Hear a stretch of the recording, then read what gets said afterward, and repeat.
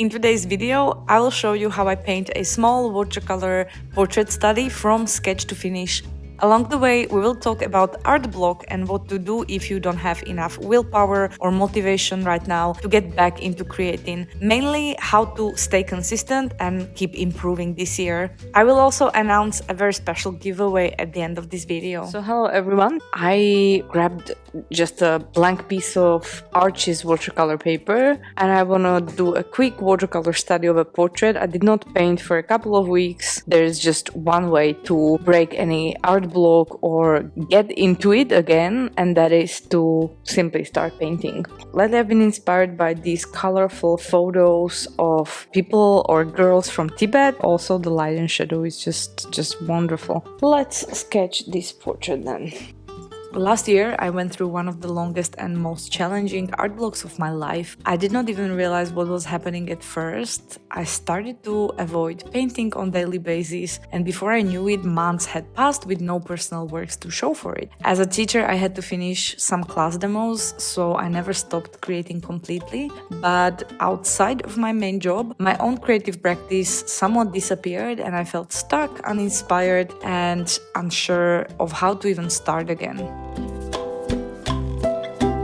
Eventually, I decided to break the slump and I gave myself a small challenge. 5 watercolor portraits in 5 days. What you're seeing in this video is day 1, my first portrait after months of struggle. If you have been feeling stuck too, I hope that this process inspires you to take that first step back into creating.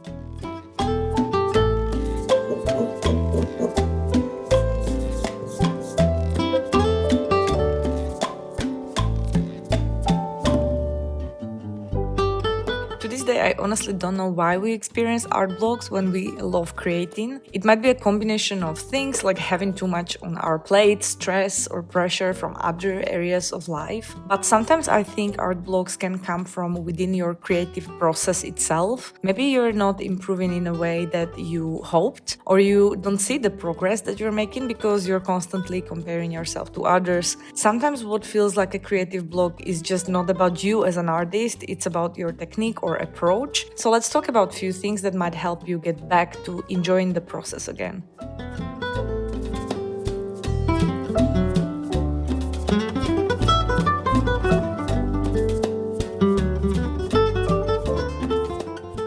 So if you're someone who's feeling disconnected from your own creative practice, the first thing I want you to know is that it happens to everybody. And it is not because you're bad at what you do. Art blocks or periods of creative disconnection, they are quite normal. More importantly, they're almost always temporary. But I think it would be quite a shame if you gave in. I have this trick that has worked for me time and time again, and that is to create my own small, simple art challenge. For example, you can commit yourself to 5 daily tasks that can be very easy to complete, easy to start. They don't take a lot of time. They don't give you time to overthink. So if you're drawing or painting, you can focus on small size studies or sketchbook pages. You have to keep it manageable, and it's a good idea to limit the materials that you work with to avoid overwhelm. What I found out is that usually by day 5 of any such personal challenge that I set for myself, I'm usually ready to keep going. Even if it's just 30 minutes per day, the habit, it becomes part of my daily routine again. The joy of creating starts to come back naturally.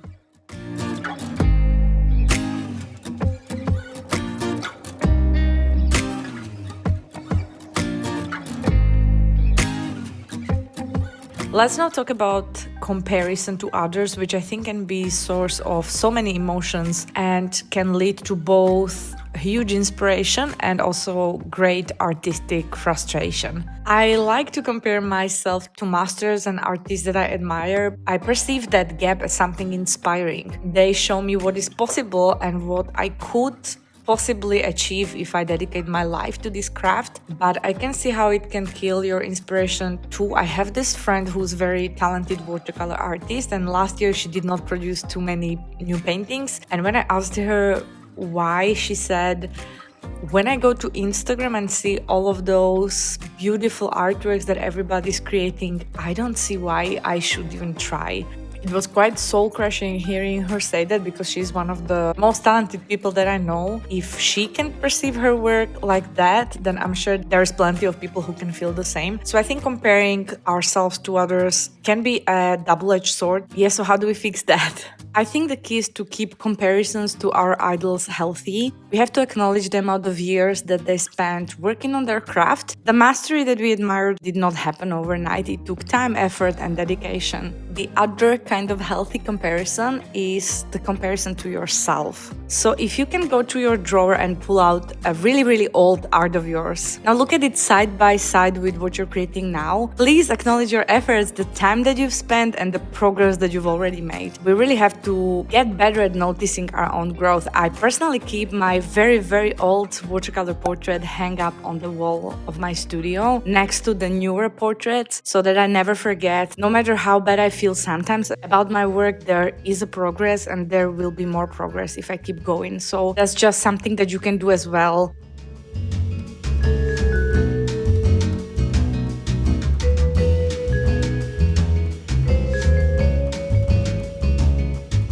If you've already tried to complete a small art challenge and you also stopped measuring yourself against others, this should make you feel loads better about your art by now. So next step I think would be to establish some sort of comfort zone so that you can truly start enjoying your process again. When I talk about comfort zone here and advising comfort zone, this is not a usual advice that you would give to an artist. Usually you would encourage people to experiment, leave the comfort zone. But now when you are blocked for several weeks or sometimes even months, it is very hard to start with something that you did not do ever before. There's a higher chance that it might not work and you will be probably deeper into art blocks. I usually start with something that I know pretty well and that is to some degree predictable for me. My process before used to be very chaotic. Besides knowing that the first is sketch and the second is painting, I did not really have a way of going about a painting. It was always improvised, depending a lot on my mood or the reference, and it was very chaotic. That had me much more often be a little bit blocked and a little bit more anxious about starting a new painting. So now I have some sort of structure. I have 3 stages that are pretty much always what I do when I create a watercolor painting. First stage is always sketch. The second one is, I sometimes call it underpainting or first layer. There is a very loose approach that I apply during this stage. So all the colors mingle together, they connect. I don't dry in between. It's just one wet mess. And then there is the second layer. That's the third stage of my process. That's where I do details and I do shading. This is the part where I work very precisely with small brushes and I try to have higher focus on the detail. It's very painful for me and first layer is more fun. So more or less that process is established and those 3 stages are very manageable. And that helps me to start new paintings because I already know that I'm going to go through 3 stages. When you're feeling blocked, I think it would be a great time for you to sit down and think if you have a particular way to go about your work. Maybe you already have a simple structure of the process in place, but if you don't, try to establish a very few steps that will most likely take you from blank page to finished work. The main goal is to make the process a little less scary, a little bit more follow the rules. I think there's part of all of us that likes to follow the rules, and it is a little bit easier to follow some sort of rules than having to create your own world every time that you start a new piece. This for me has worked miracles and increased my production of at least small sketches. Despite of talking about this huge art block that I've just experienced, I avoided plenty of those tiny little art blocks that I used to have a couple of years ago very frequently.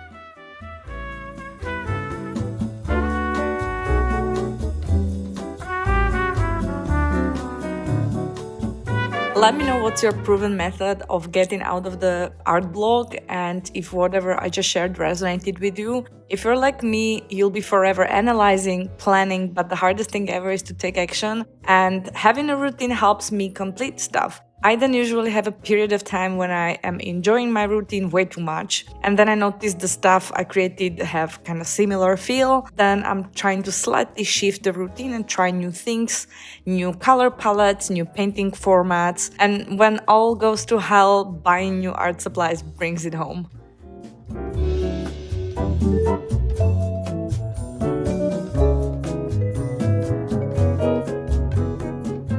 There's more things that you can try when you're feeling stuck and lost the joy of creating. One in particular that I would strongly advise is to take a class or workshop, but look for a good one, preferably run by your favorite artist. They usually do not take too long, could be a day or two, and the inspiration and will to create after those classes is huge.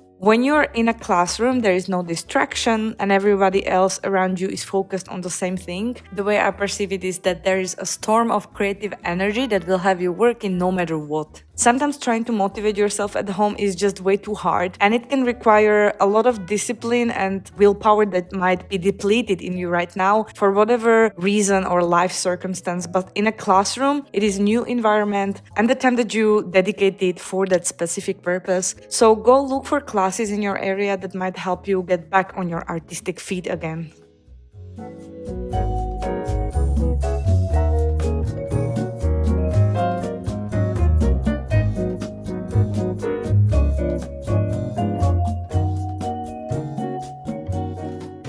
The next thing will be very hard for us to talk about, but you'll probably have to review the priority list and maybe figure out a way to move your creative work up on it. This is the hardest decision ever because it's crazy to find time for ourselves these days. You might have kids, parents to take care of, 2 jobs on top of that. For you, this can be a Herculean task to find an hour every week to sit down and do your own creative thing. If someone suggested this to me a month ago, I would have jumped and showed him a list of tasks that I have to do every day just to keep up with the demands of my kids and my customers. But living through the last blog made me realize that lately I've been taking my creative practice a bit for granted. And this is very hard for me to admit because I feel a lot of shame around this. But I got a bit more lazy with it and I poured less attention into it than a few years ago when I did not have my own studio yet. So I was really driven. I was trying to establish myself as an artist, and I did not want to see that I've been a bit hiding behind my kids when things got tough. For example, I did not even realize that I spent 2 hours every day watching Netflix because I was feeling tired, and I would swear that I don't have time. And I still watch Netflix sometimes, a couple of days per week, but started to replace some of those TV sessions for casual watercolor study evenings in the studio, and in just a few weeks that made me feel I'm in love with my painting again. This is what I mean when I say that we should review our priorities once in a while because we tend not to even notice that something slipped. So I know that there are situations when you absolutely don't have time or energy. This is not about you. It's just when we care deeply, at times that we are not completely swamped, we can still find some space to create and use it as our favorite way to relax.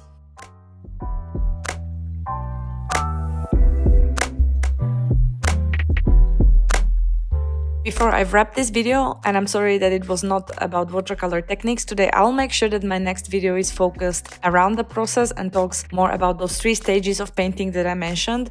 So in the meantime, you can prepare your paints and brushes and try to do some kind of painting warm-up because it will be a slow, real-time tutorial that I plan on posting here. But I want to announce a special giveaway that will take place here on YouTube. Main prize is 1 year premium membership on Skillshare platform, which is my favorite learning platform on which I'm also a teacher. I want to make this giveaway accessible to absolutely everyone watching this video. So if you comment down below and let us know your personal experience with art blogs and what's your proven strategy to get out of it, you are a participant in this giveaway. I will pick one winner randomly on my birthday, which is 31st of January. Please read your YouTube comments because if the winner does not respond to me within 3 days, I have to pick another one.